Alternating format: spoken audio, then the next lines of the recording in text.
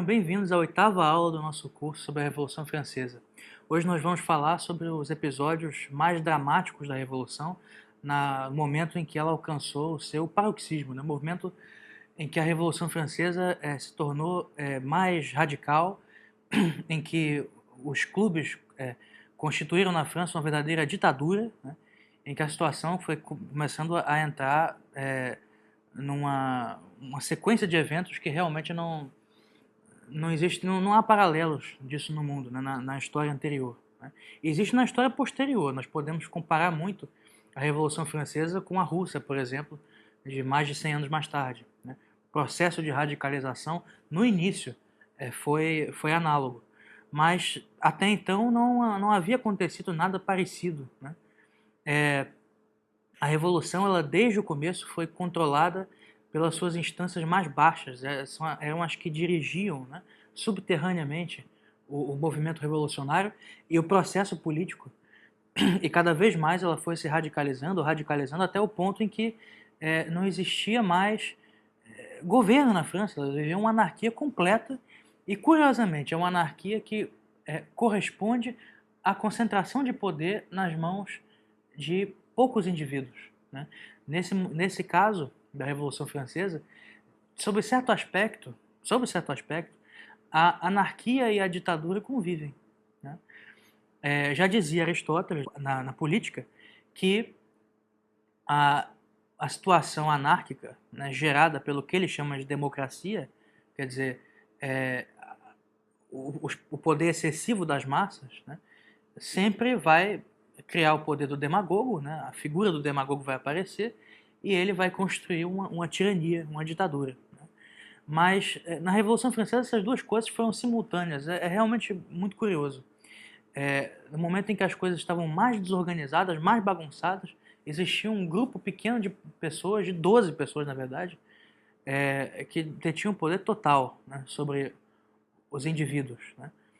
Mas a sequência de eventos, eles se sucedem tão rapidamente, grupos políticos sobem ao poder e caem tão rápido, é uma coisa quase alucinante, né? Que faz com que a França viva um período também de grande confusão. Ninguém entendia muito bem o que estava acontecendo, né? E ainda mais num período em que a França também vivia guerras no exterior, quer dizer, é realmente uma loucura, né? E o momento histórico que nós vamos estudar, nós vamos falar hoje aqui, é um dos momentos mais loucos da história da França e do mundo, né? Culminando no chamado terror, né? E esse terror é um nome oficial, né? É terror com T maiúsculo, la terreur.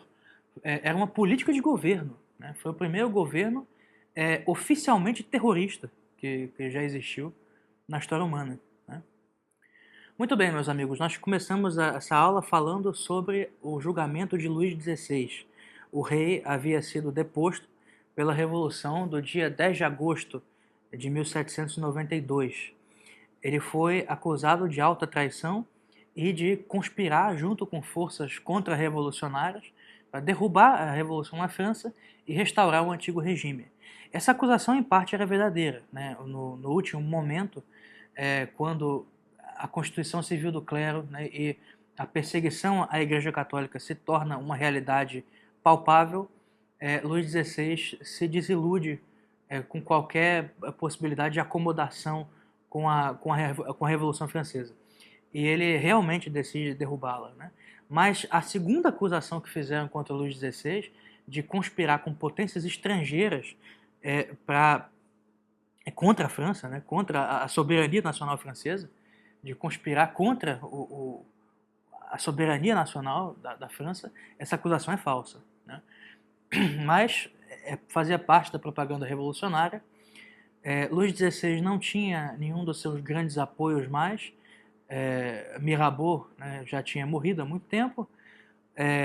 Lafayette, quando houve o golpe republicano, ele tenta combater essa revolução com a sua Guarda Nacional, só que a própria Guarda Nacional se divide, parte dela se torna republicana, e ele não tem mais como reagir com o poder das armas, e decide, junto com a parte das suas tropas que ainda são fiéis a ele, atravessar a fronteira da Bélgica, então Países Baixos austríacos, e vai passar a servir as potências que estavam contra a França, né?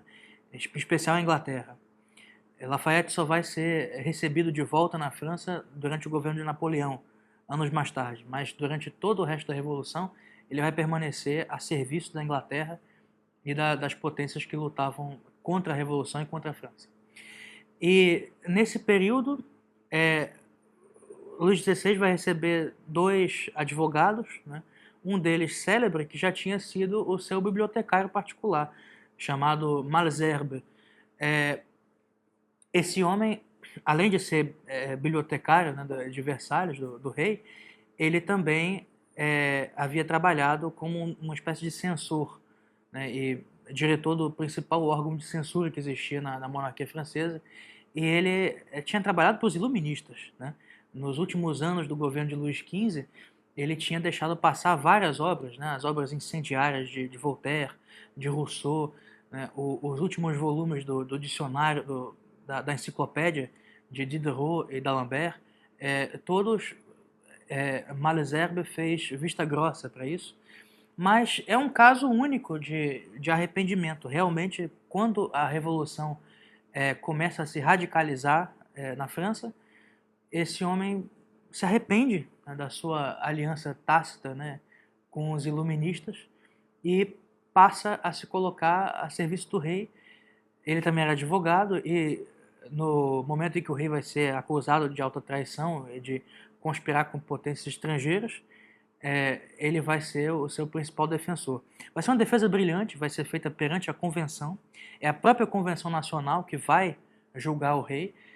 Alguns deputados que o defendiam fizeram a proposta de que se fizesse um plebiscito para decidir se o rei seria condenado ou não, mas como a maioria da população era monarquista, a convenção recusou isso. A votação foi bem apertada, né? Nós sabemos que as decisões eram principalmente políticas, né? A lisura desse julgamento não vou nem dizer que é contestável, ela não existia, né? Não era um julgamento, era um tribunal de exceção. A própria convenção serviu como tribunal para julgar esse homem, quer dizer, julgar o rei. Não fazia o menor sentido, né? E eles julgaram o rei, o resultado foi o seguinte: pela condenação à morte, foram 360 votos. Pela inocência do rei, foram 300 votos. E pela comutação da pena, para que ele fosse preso, ou prisão perpétua, ou fosse exilado da França, a opção de exílio também foi aventada, essa hipótese, mas também não fazia sentido, porque aí sim você estava entregando ele para as potências estrangeiras. Foram 60 votos no total. Então, é uma votação bastante apertada, né? Mesmo num tribunal de exceção, né, para mostrar a força que Luís XVI ainda tinha, né? Pouco tempo depois, ainda no mesmo ano, em 1793, o julgamento de Luís XVI é em janeiro, né? Em outubro vai ser julgada a rainha Maria Antonieta. E aí vão ser acusações horrorosas que vão ser feitas contra ela, inclusive a respeito da sua vida privada, acusação de orgias. Disseram que a rainha se deitava com vários amantes na presença dos seus filhos. Coisas assim imundas, né? Acusações totalmente descabidas e que eles sabiam que eram descabidas, mas é só para escandalizar o povo, já que ela tinha a fama de infiel, a fama de mulher mundana que gastava o dinheiro do rei, gastava o dinheiro da França, né? Do tesouro em jogo, etc. Ela foi acusada de crimes mais horrorosos. Se defendeu com toda a veemência, fez discursos, ela própria que quis se defender e fez discursos muito contundentes na sua própria defesa, mas não foi propriamente orientada. No caso de Maria Antonieta, isso já foi durante o período do terror propriamente dito, então o seu processo foi todo irregular. Os advogados recebiam um dia antes, né, as peças para poder analisar, quer dizer, estava feito ali, é um jogo de cartas marcadas, né? Ela tinha que ser condenada. Como disse Saint-Just, muito bem, um rei deve reinar ou morrer. É exatamente essa decisão que eles tinham tomado, de executar, né, toda a família real.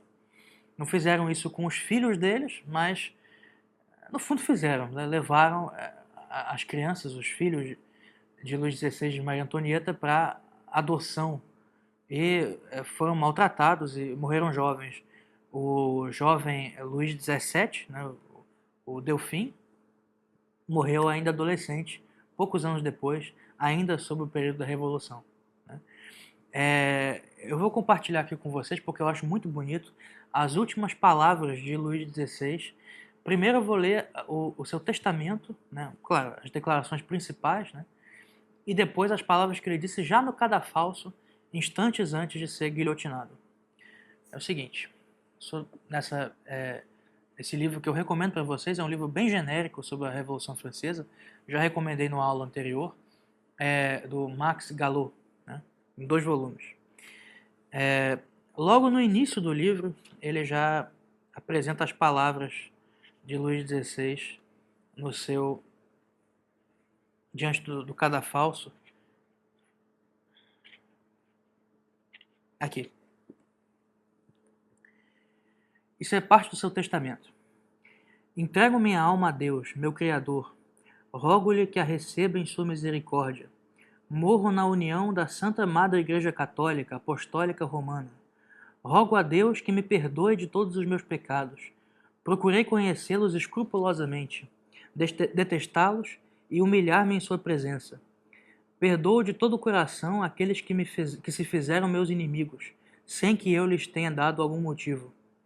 Rogo a Deus, acima de tudo, que lance um olhar misericordioso sobre minha mulher, meus filhos e minha irmã, que há tempo sofrem a meu lado. Recomendo meus filhos à minha mulher. Nunca duvidei de sua ternura materna. Rogo a minha mulher que me perdoe de todos os males que sofreu por mim. Recomendo a meu filho, se tiver um infortúnio de se tornar rei, que considere dever-se por inteiro à felicidade de seus concidadãos e que esqueça todo o ódio e todo o ressentimento, especialmente tudo o que tiver relação com os infortúnios e as tristezas que experimento. Perdoo ainda de boa vontade aqueles que me reservaram maus tratos e gestos que acharam que deviam usar para comigo.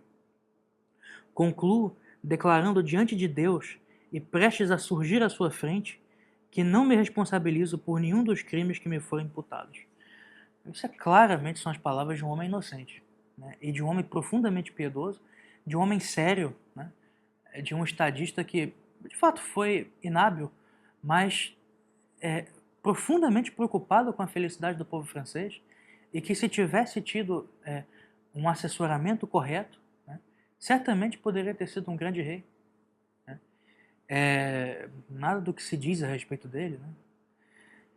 E já, diante do cadafalso, ele se dirige ao povo e diz o seguinte: Povo, morro inocente, perdoo os autores de minha morte. Rogo a Deus que o sangue que vocês derramarão jamais recaia sobre a França. E quando ele disse isso, o seu carrasco, Sanson, que era o principal carrasco de Paris, ele executava as pessoas sem o rosto coberto, com o rosto descoberto, revelando a sua identidade, que era um funcionário do governo. Sanson vai mandar os soldados tocarem os tambores, né, para a população não ouvir o discurso do rei, porque ele tinha medo que isso desse origem a uma revolta, a uma rebelião. Quando isso acontece, eles vão amarrar as mãos de Luís XVI para colocá-lo já na guilhotina, e ele vai dizer ao próprio Carrasco e aos outros, né, que o amarravam: Senhores, sou inocente daquilo que me acusam. Espero que meu sangue possa consolidar a felicidade dos franceses. Então, aqui, esse testemunho é muito comovente. Pessoas que são republicanas, né, que eram até de tendência socialista, como por exemplo Michelet, que é um dos grandes historiadores da Revolução Francesa, mesmo Michelet vai elogiar essa postura firme, né, séria de Luís XVI diante da morte, um homem que de maneira nenhuma, né, procurou preservar a própria vida e que se alguns viam na sua fuga de Varennes, né, na sua fuga de Paris, uma tentativa de salvar a própria pele, ficou bem claro aqui que não era o caso, né? Ele queria sair de Paris para poder organizar uma resistência, e não para salvar a sua família, para salvar a própria vida, né? Bom, no dia 21 de janeiro de 1793, Luís XVI é guilhotinado, e em outubro do mesmo ano, Maria Antonieta também vai ser guilhotinada, né?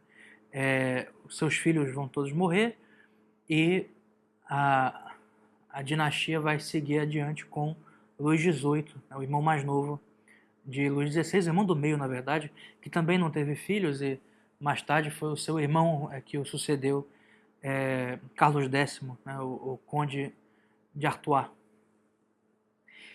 Nesse momento, o governo republicano francês alcançava o ápice do seu radicalismo, né? Existiam, nesse momento, duas tendências principais, né? As tendências anteriores ao golpe republicano, ou seja, a tendência moderada do Marais, né, e da Plaine, da planície, foram aos poucos passando para o lado da esquerda. Eles foram aos poucos se tornando cada vez mais reféns do discurso ideológico dos Cordeliers e principalmente dos jacobinos. E os girondinos, que tinham uma tendência mais liberal e mais federalista, que tendiam a valorizar as autoridades locais e queriam descentralizar o poder na França, e eram apoiados principalmente pela burguesia francesa, né, pela classe dos comerciantes, banqueiros e empresários em geral. Eles passaram a ser isolados, né, e se tornar cada vez menos poderosos no conjunto da Convenção Nacional, né? Eles se tornaram, mais uma vez, uma Assembleia Constituinte para fazer uma nova Constituição Republicana, e enquanto essa Constituição não funcionava, eles já estruturaram um governo extremamente confuso, mas eficaz em colocar medo nas pessoas, né? Os girondinos, então, vão passar a compor, eles que tinham sido os grandes idealizadores do golpe republicano, né? O seu líder, Brissot, como eu disse na aula passada, tinha sido o idealizador da guerra, né, contra a Áustria e a Prússia. Eles vão se tornar a nova direita, vão ser vistos como os novos conservadores. Por quê? Porque a revolução ela vai sempre se radicalizando. Então, quem era ontem revolucionário, hoje se torna direita. E vai surgir uma esquerda mais radical. E assim por diante, né? Os Cordeliers jacobinos, ou seja, a chamada montanha, vão passar a ser a esquerda, né? E as próprias palavras que nós usamos para caracterizar os grupos políticos hoje em dia, né, têm base na Revolução Francesa, na Convenção Nacional, porque os girondinos se sentavam à direita na Assembleia, e a montanha, junto com as tendências moderadas que já tinham passado para o seu lado, se sentavam à esquerda, né? Entra nesse momento em evidência uma figura célebre chamada Jean-Paul Marat. Marat vai se tornar presidente do Clube dos Jacobinos. Era um jornalista muito ambicioso, um homem sem nenhuma moral, sem nenhum escrúpulo, e dono do jornal, editor do jornal L'Ami du Peuple, o amigo do povo. Ele vai popularizar nesse jornal a expressão contrária, inimigo do povo. Ele fazia listas de todos aqueles que eram suspeitos de traição, de trair a revolução, de conspirar com potências estrangeiras, etc., e que ele chamava a lista dos inimigos do povo. Isso mais tarde vai ser usado também pela Revolução Russa, né? Mais um paralelo que nós podemos fazer, e essa expressão foi muito popularizada pelos comunistas mais tarde, mas ela tem origem na Revolução Francesa, de autoria de Marat. Marat vai elaborar um projeto de intensificação e de radicalização da revolução nas mãos dos jacobinos, né? Da montanha em geral, mas especialmente dos jacobinos. Para isso, ele começou aos poucos o seu jornal a montar a imagem dos girondinos como não federalistas, mas como uma nova fronda, como aqueles que queriam destruir a autoridade central e se aproveitar de uma autonomia maior das províncias para poder facilitar a invasão estrangeira. Já surgiram boatos nesse tempo de que a Provença estava conspirando junto com agentes ingleses para receber no futuro próximo tropas, né, uma frota inglesa no seu território, o que de fato aconteceu. Então os girondinos começaram a ser acusados publicamente, né, de uma nova fronda, de conspirar contra a unidade nacional. Essas acusações vão se provar ridículas, né? O próprio Marat vai ser alvo de um processo dentro da convenção, mas ele vai ser inocentado. E no momento em que é inocentado, e sendo presidente do Clube dos Jacobinos, ele se torna quase que um santo popular, um homem de devoção popular, uma coisa doente, né? Robespierre começa a aparecer nesse período, mas ainda era uma figura secundária. A figura principal dos jacobinos era Marat. E ele vai articular um golpe contra os girondinos e vai ser um golpe brutal, né? Durante uma sessão da Convenção Nacional, em junho de 1793, a Guarda Nacional vai invadir a Assembleia e vai prender os girondinos, assim, no meio da sessão, né? Um ato de uma brutalidade extrema. Vão ser acusados de federalismo, de conspirar contra a unidade nacional, e vão receber aquele mesmo tipo de julgamento que os outros tinham recebido, né? E vão ser guilhotinados, né? Ainda em junho, Roland e sua esposa, Madame Roland, vão ser guilhotinados. Mais tarde, em julho, Brissot, o presidente dos girondinos, vai ser guilhotinado. E Condorcet, o filósofo, vai conseguir fugir, mas chegando a uma propriedade que ele tinha no interior, no campo, ele vai ser, em poucos meses, acho que em 3 meses, perto de outubro, ele vai ser denunciado por vizinhos que descobrem a sua identidade, e quando a sua casa estiver cercada pela polícia, ele mesmo vai tomar veneno e se suicidar, né? Então morrem todas as lideranças girondinas e a partir daí os jacobinos têm a autoridade total, né? Nesse mesmo período, a cidade de Toulon se rende aos ingleses, a frota inglesa já cercava a cidade, e eles vão negociar com os ingleses, como já havia sido denunciado antes, em troca, né, de víveres, em troca de vantagens financeiras também, em troca de misericórdia também por parte dos oficiais ingleses. Eles receberam a frota inglesa no porto de Toulon, e a Provença entra em rebelião contra a República. E também nesse mesmo período, a província da Vendéia, a Vendée, que era muito católica, profundamente católica, e já vinha muito incomodada com a perseguição à igreja, né, e com a mudança de rito, e os padres, né, eleitos pelo povo, os padres constitucionais, como eram chamados, ela também entra em rebelião, principalmente porque os deputados que a representavam na Assembleia, na Convenção Nacional, eram todos girondinos, né? Então, com os girondinos sendo presos e mortos, existe uma rebelião de várias províncias, né? Existe uma temporária também de Bordeaux, mas que vai ser logo derrubada, e a França vai entrar em guerra civil, né? Essa guerra civil vai justificar uma série de medidas ditatoriais, né, para manter a autoridade central de Paris. E a Convenção Nacional vai criar o chamado Comité du Salut Public, né, o Comitê de Salvação Pública, dirigido, agora sim, por um homem mais brutal do que Marat, chamado Maximilien Robespierre. Robespierre é aquele tipo de sujeito que é misterioso, que nós não conseguimos entender muito bem como ele chegou aonde chegou. O Pierre Gazotte, no seu livro sobre a Revolução Francesa, ele se indaga a esse respeito e pergunta como pode um homem tão apagado, um homem que não tinha brilho, né, nem na sua atuação jurídica, ele era advogado de formação, era procurador, Um homem que também não tinha nenhum brilhantismo como escritor, como poeta, não era um artista, como muitos na Revolução Francesa eram, não era um cientista, não dominava ciência nenhuma, não era um político muito hábil, nós veremos. Como é que esse homem conseguiu tanto poder, né?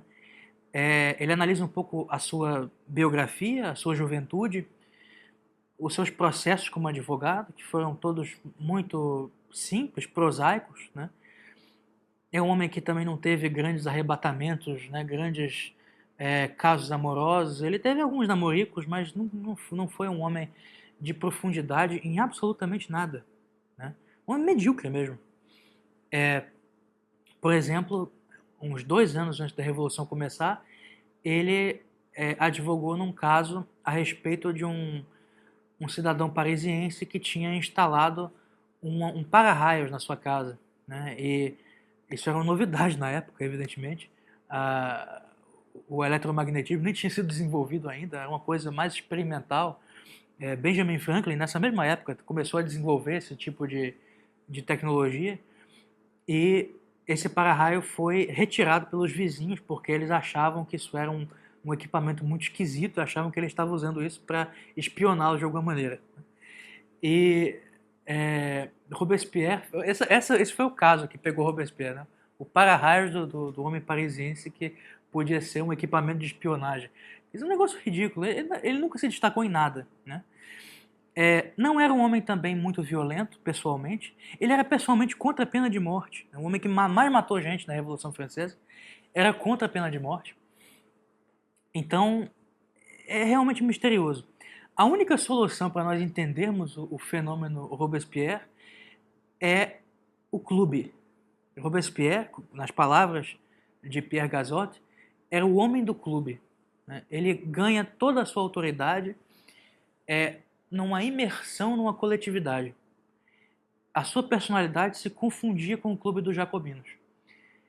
Tudo que ele fazia era no clube dos jacobinos. Ele ganhou poder ali dentro. E como os clubes controlavam a revolução, ele vai controlar a revolução, né? Robespierre vai se tornar muito fanático, né? No começo ele era um homem normal, realmente, um deputado que não se destacava. Ele foi contra a guerra, né? Movida pelos girondinos, de tendência pacifista, né? Contra a pena de morte, mas que quando assume o poder se torna o pior dos tiranos, né? Um homem horrível, né? Que vai mandar matar seus melhores amigos, né? E todos, na verdade, todos que tinham alguma dissidência, que discordavam dele em alguma coisa, menos o Carnot, que ele temia, todos os outros ele mandava matar, né? Formalmente ou informalmente, sem julgamento mesmo. Existiram muitas execuções clandestinas no período em que Robespierre teve o poder total. Ele vai inaugurar a política do terror, né? Esse comitê de salvação pública, composto de 12 indivíduos, né? Parece uma caricatura, né, dos 12 apóstolos, né? Caricatura satânica. A única voz dissonante era Carnot, foi convidado também. Mas Robespierre tinha poder total, né? E o seu braço direito vai ser Saint-Just, também vai ser um dos membros do Comitê de Salvação Pública. E eles vão formar, né, uma dobradinha satânica, né, no período do terror. Essa política, como eu disse, era oficial, né? O terror se torna uma política oficial do governo francês. Os julgamentos, as investigações conduzidas pelo Comitê de Salvação Pública não tinham a regra jurídica da presunção de inocência. Eles usavam a presunção de culpa. Um absurdo, né? A pessoa que era acusada pelo Comitê de Salvação Pública de um crime contra-revolucionário, um crime político, ela era culpada até que provasse o contrário. Então ela precisava provar sua inocência, né? Óbvio, diante de juízes que não estavam dispostos a discordar do Comitê de Salvação Pública. Então já estavam condenados, né? 100% das pessoas que foram julgadas pelo Comitê de Salut Public foram condenadas e foram guilhotinadas, né? Qual era o juiz que seria valente o suficiente para discordar de Robespierre? Nenhum, né? Robespierre se torna tão temido que vai ser aplaudido nas suas sessões, nos seus discursos, na Convenção Nacional, a exaustão.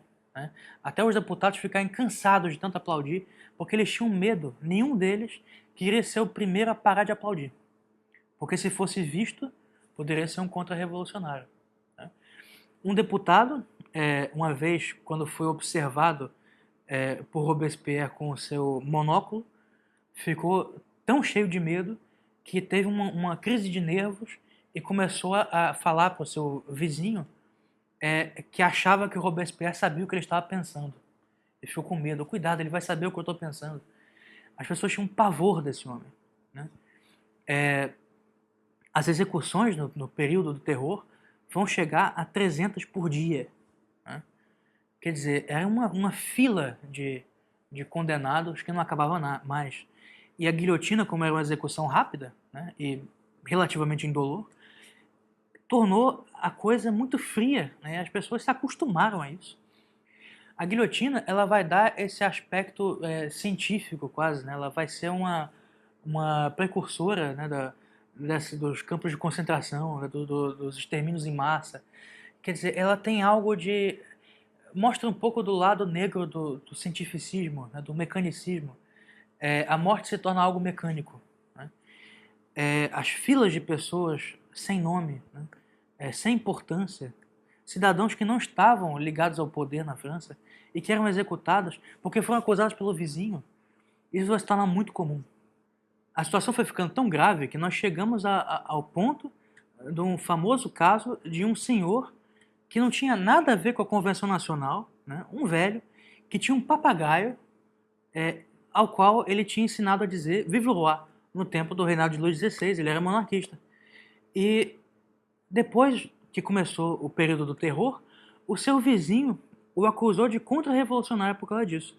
E ele foi julgado pela Convenção Nacional. A Convenção Nacional julgou um homem por causa do seu papagaio, né?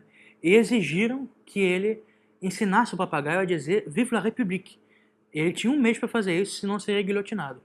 Como não conseguiu, o coitado do velho foi guilhotinado e o seu papagaio foi guilhotinado também. Quer dizer, uma coisa absurda, né? É cômico, chega a ser cômico, mas tragicômico, na verdade. E outros casos semelhantes, né? Certas palavras passaram a ser proibidas, né? Por exemplo, a palavra rei e rainha. Nos livros escolares franceses, não se podia mais falar de abelha rainha. Se você fosse ensinar como funciona uma colmeia para as crianças, você falava abelha presidente. Isso está em livros infantis da época, a abelha presidente. Quer dizer, é cômico, né? Mas para quem vivia num pesadelo desse, não tinha nada de engraçado, né? E a Revolução vai radicalizar a sua perseguição à Igreja Católica, né? Se no começo apenas os padres leais a Roma eram perseguidos, aqueles que não tinham aceitado prestar juramento à Constituição Civil do Clero, no período do terror, até os padres constitucionais também vão ser perseguidos. E vão ser diversas as formas de assediar esses sacerdotes, que já eram de fé muito duvidosa, mas eles passaram a ser perseguidos, e muitos deles, como já não tinham fé nenhuma mesmo, largaram a batina, né? Mas alguns não largaram, né? Porque tinham as suas convicções católicas, liberais, etc.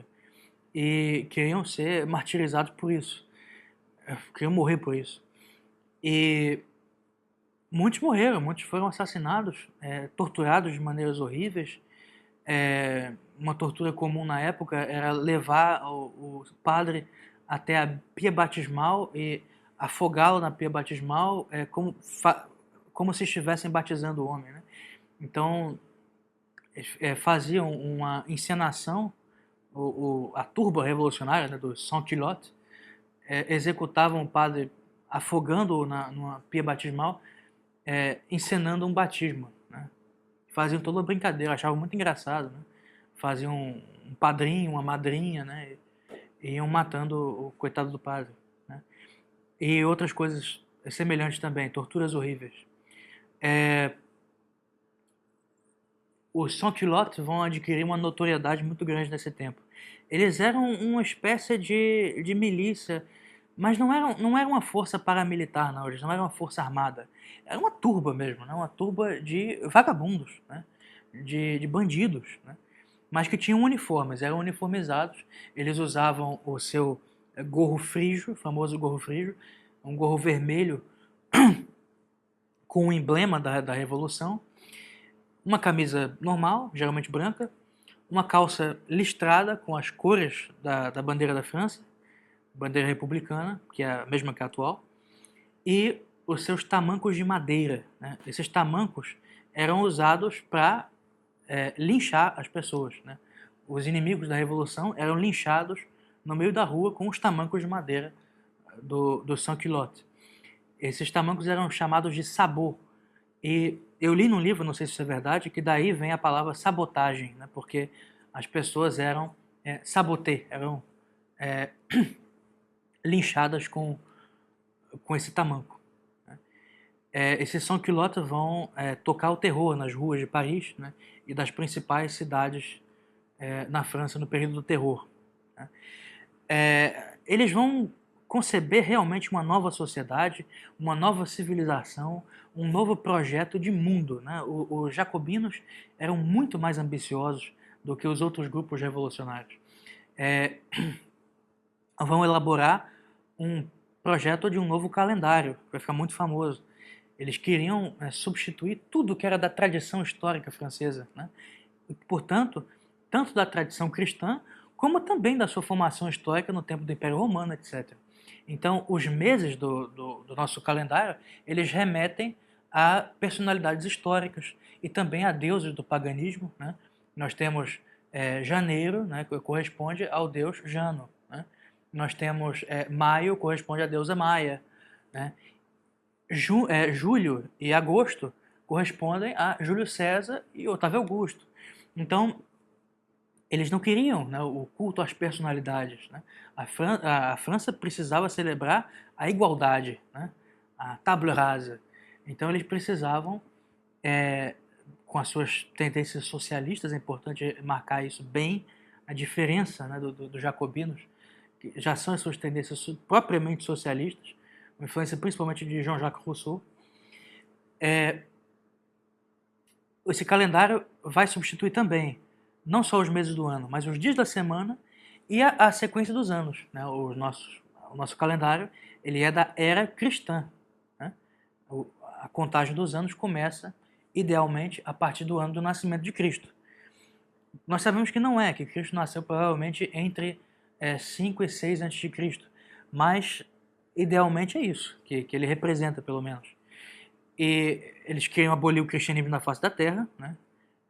Isso está bem claro, bem explícito no período do terror, por mais que estivesse implícito durante toda a Revolução. Eles chamaram a nova era de a Era dos Franceses, l'ère des Français, e foi proclamado, né, no dia 22 de setembro de 1793, o ano 1 da Era dos Franceses. E a partir daí os anos vão ser assim, ano 1, ano 2, ano 3, em numerais algarismos romanos. E os meses do ano vão ser substituídos por termos ridículos que vêm da cabeça de um poeta jacobino, né? Só podia ser, que expressam características das estações do ano.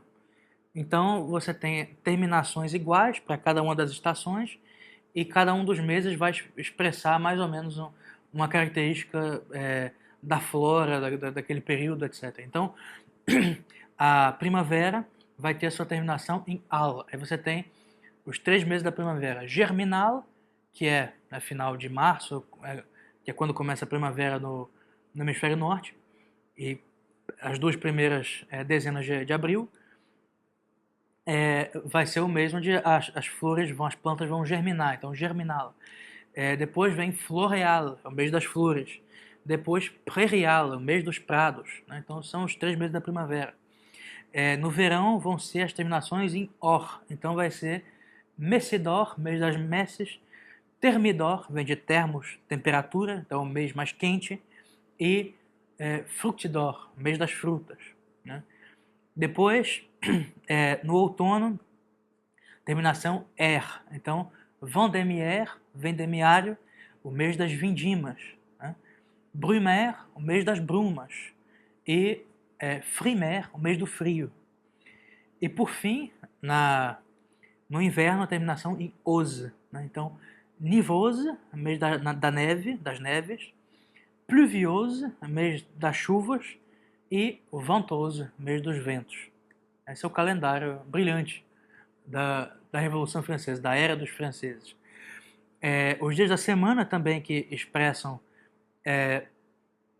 os astros, né, em todas as línguas, menos na língua portuguesa, né, em todas as outras línguas latinas, os dias da semana são os dias dos planetas. Isso vem da antiga religião greco-romana, que ligava, né, o calendário ao culto dos astros, né? Então, você tinha segunda-feira, em francês, lundi, dia da lua, né? Terça-feira, mardi, dia de Marte. Quarta-feira, mercredi, dia de Mercúrio, assim por diante. Então, esses dias vão ser substituídos, não por preocupação cristã, como foi o caso de Portugal, né, por segunda-feira, terça-feira, quarta-feira, que nós temos, mas justamente para querer destruir qualquer tradição histórica, qualquer referência histórica tinha que ser destruída. A França estava começando uma nova civilização, é um novo homem, né? É a transfiguração do mundo inteiro, né? É a construção do paraíso na Terra mesmo, né? E tudo que existiu mais não conta, né?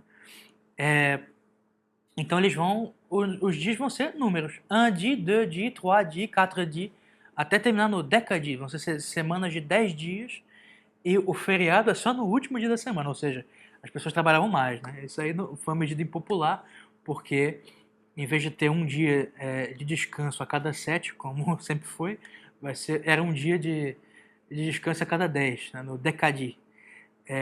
Os meses tinham 3 semanas de 10 dias, né? Então, completando, portanto, 360 dias, os últimos 5 dias eram os feriados nacionais franceses. Eram os sans-culottes, os feriados do sans-culotte. Um deles era o aniversário da decapitação do rei. Eles comemoravam isso como feriado, o dia que o rei perdeu a cabeça. Era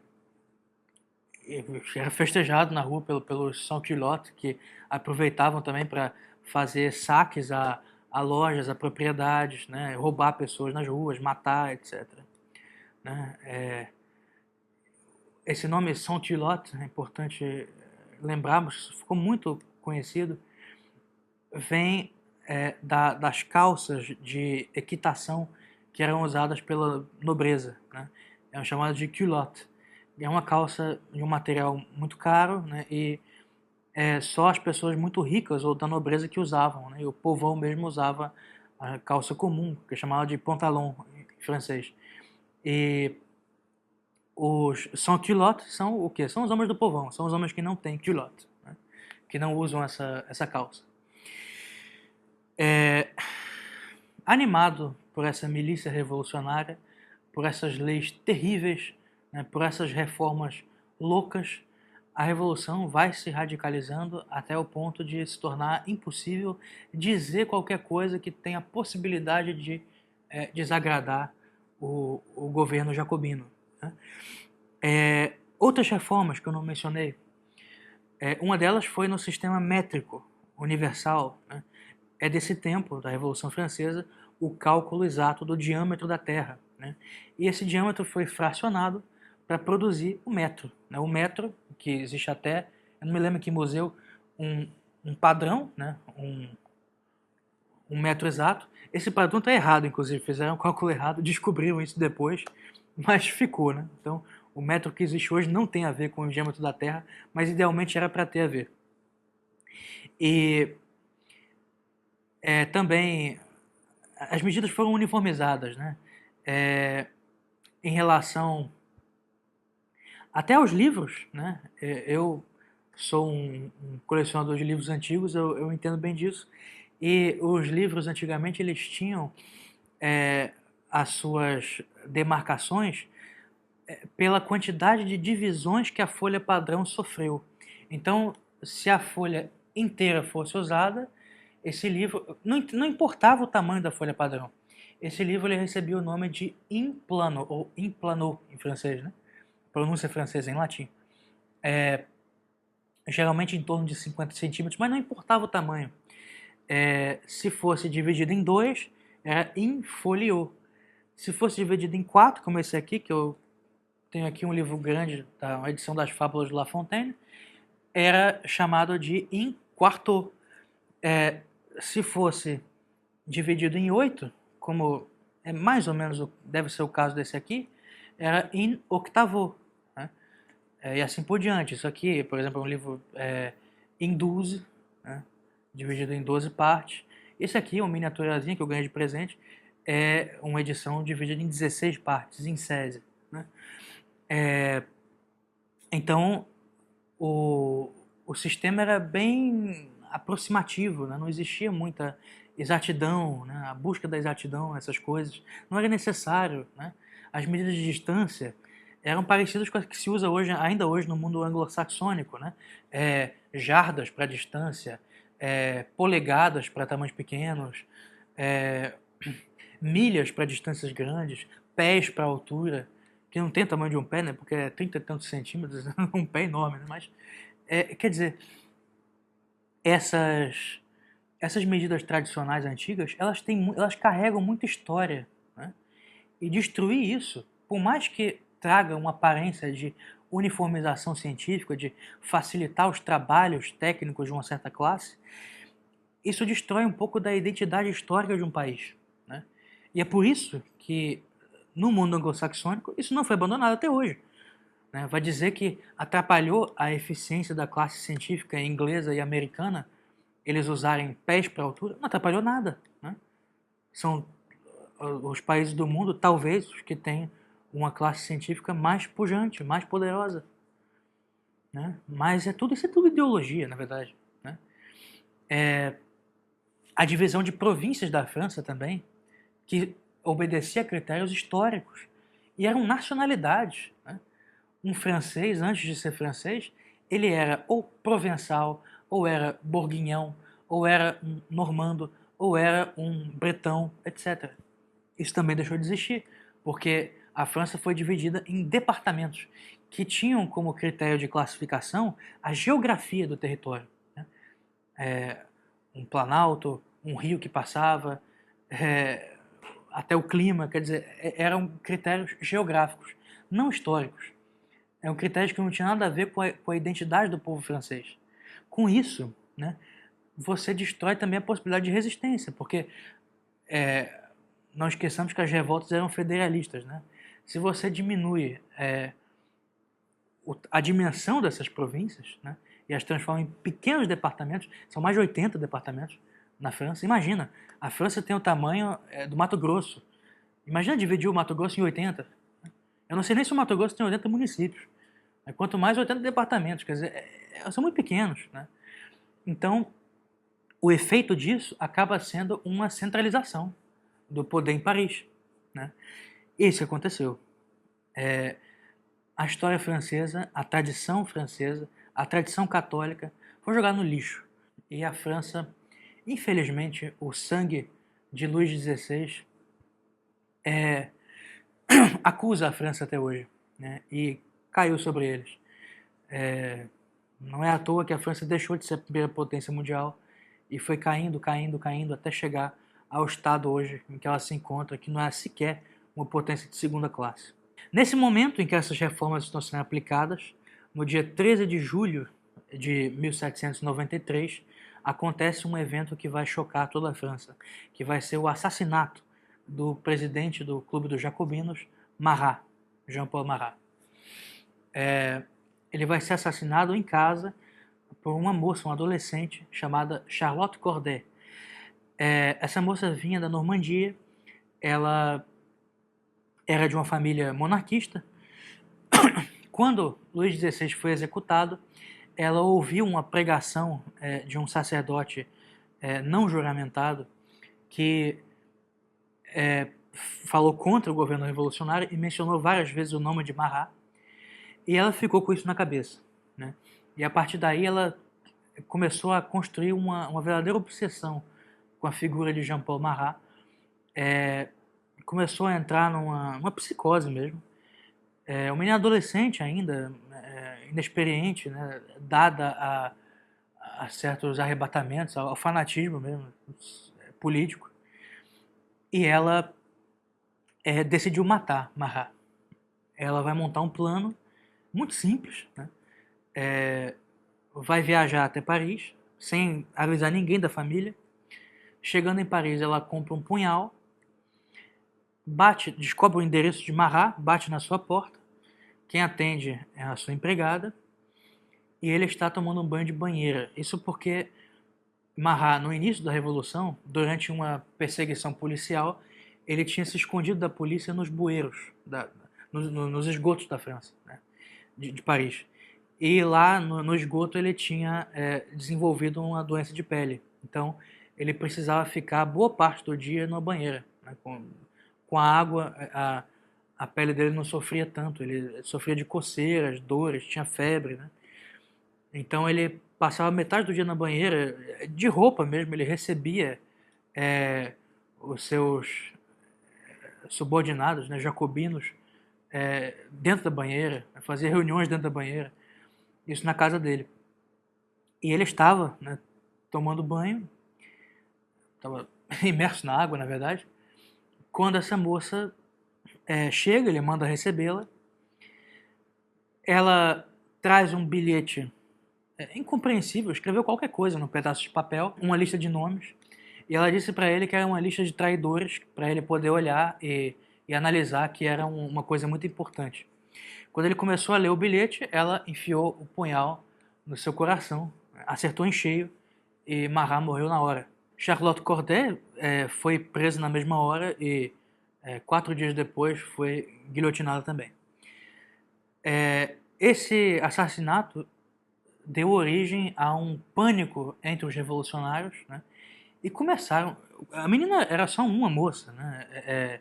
Transtornada, devia ter problema psiquiátrico também. Ela se via como mártir, né? Como uma mártir católica, coisa que não era, né? Ela assassinou um homem, mas se vê como libertadora da nação, né? É uma menina com problemas mesmo. Nós vemos isso. Mas isso deu os motivos, né, que Robespierre estava precisando para poder começar uma nova caça às bruxas e mais violenta, né? A partir daí, quando Marat morre, Robespierre vai assumir o primeiro plano, né? Vai se tornar a principal figura, na verdade, em toda a França, e vai se tornar um líder nacional, né? Ele nunca foi presidente, né? Ele não existia presidente nesse período, ele não exercia o poder executivo, ele era só o presidente do Comitê de Salvação Pública, mas era quem tinha todo o aparato dos clubes nas mãos, né? Nesse período ele vai começar a se tornar cada vez mais radical e o Clube dos Cordeliers vai começar a aparecer como uma dissidência. Como eu havia dito para vocês, mais uma vez, com a radicalização da Revolução, os Cordeliers, que junto com os jacobinos formavam a montanha, vão se tornar a nova direita, né? Danton, que era uma figura muito popular, né, era um líder carismático, por assim dizer, vai se opor francamente a Robespierre, a sua postura muito radical. E nesse período ele havia sofrido um infortúnio, a sua primeira esposa tinha morrido, ele ficou viúvo e logo depois se casou. E, curiosamente, a esposa dele era católica, a segunda esposa, e ele se casou com um padre não juramentado, para piorar ainda a sua imagem, né? E ele vai passar alguns meses em lua de mel afastado de Paris, ele vai ser temporariamente dispensado das suas funções, e nesse período Robespierre vai assumir o poder total, né? E Danton vai acabar afastado do poder, perdendo as rédeas, perdendo o controle sobre os seus também.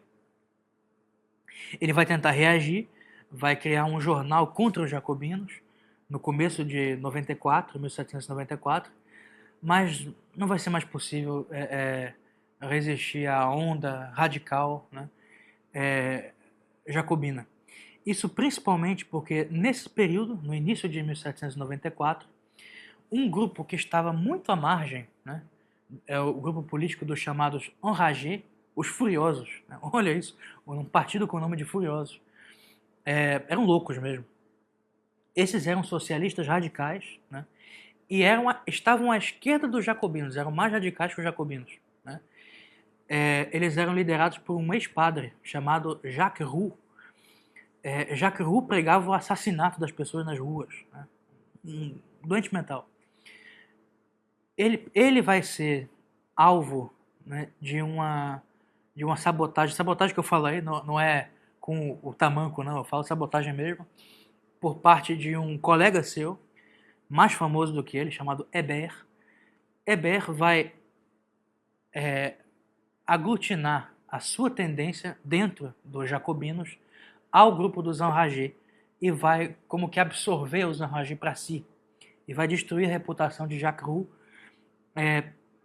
e vai fundar a tendência chamada dos hebertistas, né? E os hebertistas vão ser como que os fiscais dos jacobinos.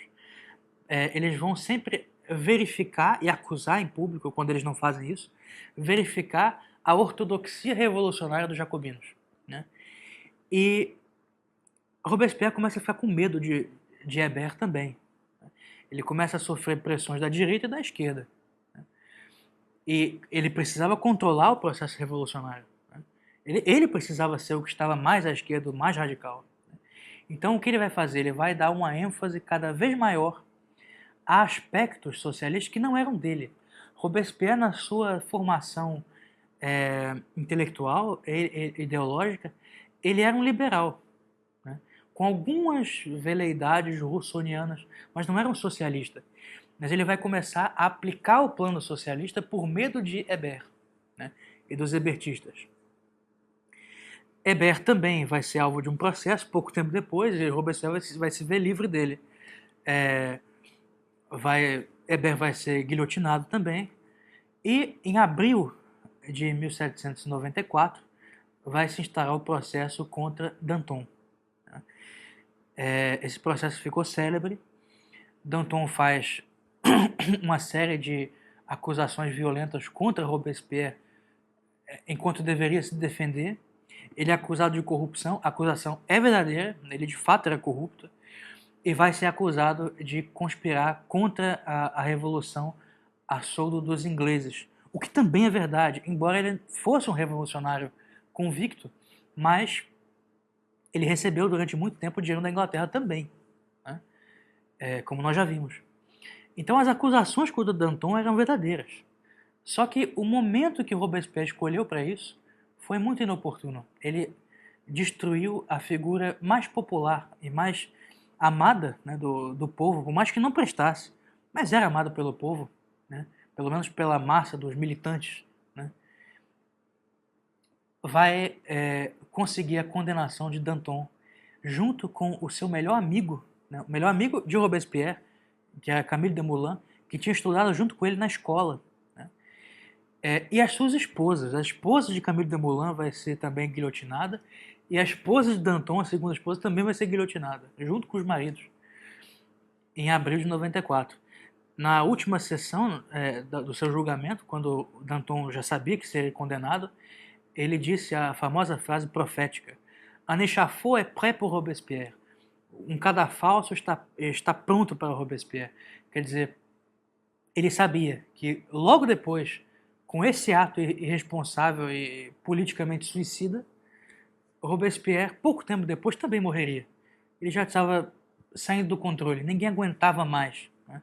A França não aguentava mais o clima de terror, de guerra civil, de execuções diárias, centenas de execuções diárias, de espionagem por todos os cantos, de vizinhos se vigiando. Ninguém aguentava mais isso, né? As pessoas já estavam exaustas, né? Uma crise de nervos tomou conta de todos os franceses, né? Danton vai ser executado, vai ser guilhotinado, e Robespierre vai reinar absoluto, né, por 3 meses. Né? Ele logo depois vai instaurar uma festa com inspiração em Voltaire e da maçonaria, né, uma inspiração maçônica, que é a Fête de l'Être Suprême, a festa do Ser Supremo, que é uma festa ridícula, né? com várias pessoas fantasiadas, uma celebração com várias pessoas fantasiadas, com uma montanha, fizeram uma montanha para celebrar o partido, a montanha, uma montanha de papelão, montaram uma arquibancada no Campo de Marte, Champ de Mars, e Robespierre fez um discurso, né, com várias alegorias ali que foram montadas, tudo mal feito, coisas feitas em cima da hora, de papelão, representando a alegoria da razão, fizeram uma boina gigante, um gorro frixo gigante, né? Várias colunas representando as virtudes do revolucionário, etc. E Robespierre vai fazer um discurso de 10 horas. Né? Ninguém aguentava. Depois de 10 horas de discurso, não tinha mais ninguém ouvindo Robespierre. Ele tinha caído no ridículo. As pessoas tinham tanto medo de Robespierre quando elas ainda o respeitavam. No momento em que ele se torna só um tirano que ninguém aguenta, ninguém suporta aquele homem. Né? Imagina, um discurso de 10 horas. Só Fidel Castro faz isso. Né? Fazia, morreu também. Que insuportável. Né? Essa festa do Ser Supremo vai ser um fracasso. Né? No seu nome, ela é uma tentativa de substituir, claro, as festas católicas, mas em especial a festa de Corpus Christi. Né? Em francês, Corpus Christi, o nome que eles dão é Fête Dieu, a festa de Deus, a festa de Deus. Né? Então a Fête de l'Être Suprême é uma substituição da Fête Dieu. Outro fator de desmoralização de Robespierre vai ser, isso já no finzinho do seu governo, quando ele descobre uma senhora de 69 anos que dizia que era profetisa. E ele acredita nas profecias que essa mulher faz. Dentre as profecias que ela faz, está a de que ela estava grávida, mulher de 69 anos, é a nova Sara, né? Grávida do Messias do Novo Mundo. Né? E ela disse para Robespierre foi visitá-la. Né? Ela disse a Robespierre que o Messias do Novo Mundo era ele. Ou seja, ele vivo, né? E ela grávida dele. Quer dizer, uma louca, né? Completamente. E Robespierre acreditou nessa mulher. Né? E ainda foi cair na tolice de dizer isso em um discurso para a Convenção Nacional. Pela primeira vez, foi uma gargalhada geral. Os deputados não se aguentaram. Né? Começaram a rir. É ridículo demais. O homem acha que uma mulher de 69 anos está grávida dele e que vai parir o Messias do Novo Mundo, que é ele também. Robespierre tem uma crise de nervos, sai da convenção furioso, né? E a partir daí vai começar a inventar novos complôs e vai tentar uma iniciativa contra alguns dos próprios jacobinos. Né? As lideranças dos Cordeliers já estavam fora do caminho, Danton tinha sido morto, então ele queria perseguir os próprios jacobinos. Né? Começa uma paranoia, uma loucura de Robespierre. E no dia seguinte ele vai à convenção e começa a falar de forças ocultas que estão conspirando contra a Revolução, que vários deputados que estavam ali naquela sessão conspiravam com as potências estrangeiras. Né? E era mentira, sem saber de nada ele falava isso. Até que um dos deputados, jacobino também, cujo nome eu me esqueço, perguntou a Robespierre, né, como resposta, e quais são essas pessoas? Nomeia-as. Né? E a partir daí, todos os deputados começaram a gritar para Robespierre, nomeias, nomeias, nomeias. Ele vai ter um ataque de pânico, uma crise de ansiedade, nós chamaríamos hoje. Vai chegar a cair no chão, né? E não se aguenta também, vai sair correndo. Né? Ele sai correndo do púlpito e vai embora da Convenção Nacional. Ele vai pensar em dar um golpe e vai reunir as forças que eles sabiam que eram leais a ele na prefeitura de Paris, no Hôtel de Ville. Existia um deputado chamado Joseph Fouché, que era um traidor, né, um homem sem valor nenhum, em cujo apoio ele confiava, né, e um general chamado Pichegru. O general Pichegru também vai traí-lo. Os seus dois principais apoios vão traí-lo. Ele vai ficar com um número muito pequeno de forças leais a ele, e vai se trancafiar na prefeitura de Paris. Nesse momento, os próprios jacobinos vão montar um golpe contra Robespierre, né? Eles só não tiveram o apoio da Guarda Nacional, né? Mas que a Guarda Nacional ainda tinha um certo saudosismo de Lafayette, etc., e eles não queriam apoiar mais nada, né? Pouco tempo depois, a Guarda Nacional seria dissolvida já por Napoleão Bonaparte, mas eles já não tinham tanta lealdade assim ao governo e resolveram ficar de fora dessa bagunça. Mas as tropas francesas mesmo ficaram todas contra Robespierre, invadem com muita facilidade a prefeitura de Paris, depois de um tiroteio de meia hora. Pouco tempo antes do confronto vai chover torrencialmente. Os soldados que eram fiéis a Robespierre, metade vai embora com a chuva, né, fica desencorajado. O general Pichegru vai trair Robespierre e o Hôtel de Ville vai ser invadido. Quando ele é invadido, um dos deputados que era muito fiel ao Robespierre, que é um aleijado, ele andava ele não tinha as duas pernas, né, e andava apoiado numa espécie de carrinho, né? Ele vai ficar deitado na escadaria se fingindo de morto, mas vai ser descoberto também e vai ser preso. Saint-Just vai se entregar às forças oficiais, né? E Robespierre, quando invadem o seu gabinete na prefeitura, ele vai tentar dar um tiro, vai tentar se suicidar, vai tentar dar um tiro na boca. Só que quando ele vai fazer isso, ele se desequilibra e cai. E o tiro vai sair de raspão na sua mandíbula. Então ele vai ficar com a mandíbula exposta para fora, né? Vai desmaiar na hora. Quando ele acorda, a sua mandíbula já está enfaixada, ele já está preso. E no dia seguinte, sem julgamento, sem nenhum processo, foi um golpe mesmo, todos os deputados leais a Robespierre, inclusive Saint-Just e o próprio Robespierre, vão ser guilhotinados, né? Esse movimento ficou conhecido como Reação Thermidoriana, que aconteceu no dia 9 do mês Thermidor, né? E para nós é 27 de julho, né? A execução foi no dia 28 de julho de 1794, né? Para eles, ano 2. E assim termina um dos episódios mais negros da Revolução.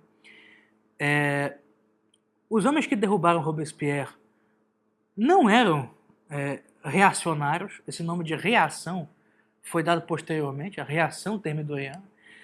Eles eram outros jacobinos, né? Eram tão republicanos quanto Robespierre, amavam as reformas revolucionárias que foram feitas e mantiveram todas, a não ser o preço máximo, porque o preço máximo tinha se tornado impopular e já estava, né, causando uma nova crise de fome na França. Mas vão manter tudo, né? Vão manter até a bendita moeda nova, o papel moeda, o assignat. Então vai se formar um governo muito ambíguo a partir daí, porque é um governo que nasce como uma reação a um extremismo, né? Mas que também tem o seu compromisso com a Revolução e com os jacobinos. Eles são jacobinos também. Então esse movimento, esse governo novo, né, o governo de Thermidor, vai ser muito fraco, é um governo cheio de contradições. As principais lideranças da Revolução, as principais figuras populares já tinham todas morrido. Então vai ser um governo extremamente impopular, fraco, corrupto e esperando ser derrubado por um general ambicioso que aparecesse, e esse general vai ser Napoleão, né? Na próxima aula nós vamos falar sobre esse governo que vai constituir o chamado diretório, né? É uma forma especialmente complicada de governo que vai atrapalhar ainda mais o andamento, né, do processo político no país. Uma constituição maluca que vão fazer em 1795 e que vai prejudicar muito, né, a França e o mundo inteiro, né? Muito obrigado, um abraço a todos.